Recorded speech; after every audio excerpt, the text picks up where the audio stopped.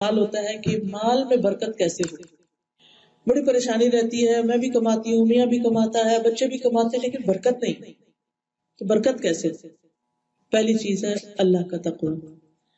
فرمایا وَلَوْ أَنَّ أَهْلَ الْقُرَىٰ آمَنُوا وَاتَّقَوْا لَفَتَحْنَا عَلَيْهِمْ بَرَكَاتٍ مِّنَ السَّمَاءِ وَالْأَرْضِ.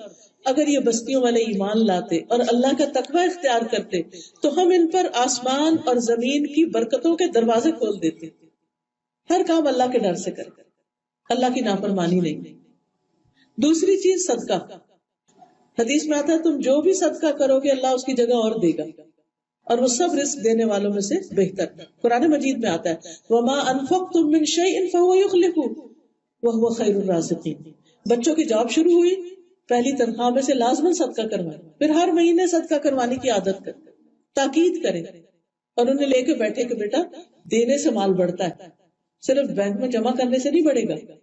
صدقہ مال کو کم نہیں کرتا. حدیث میں آتا ہے جو آدمی صلہ رحمی کے لیے سخی بن جاتا ہے، جود و سخا کا دروازہ کھول دیتا ہے، اللہ اس کی وجہ سے اس کے مال میں اضافہ کر دیتا ہے. رشتہ داروں کو دینے سے مال بڑھتا ہے. صحابہ کہتے ہیں کہ نبی صلی اللہ علیہ وسلم ہمیں صدقے کا حکم دیتے، اور ہم میں سے کچھ لوگوں کے پاس کوئی چیز ہوتی نہیں تھی دینے کے لیے، کچھ بھی نہیں تھا دینے کو، کریں کیا؟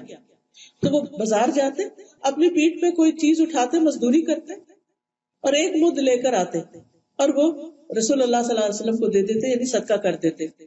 وہ کہتے ہیں بے شک میں آج ایک شخص کو جانتا ہوں، اس کے پاس اب 1,00,000 ہے، یعنی درہم، مگر ان دنوں اس کے پاس 1 درہم بھی نہیں ہوتا. تو وہ اس صدقے کی بدولت اللہ نے ایسی برکت ڈالی کہ آج لاکھوں ہے اس کے پاس.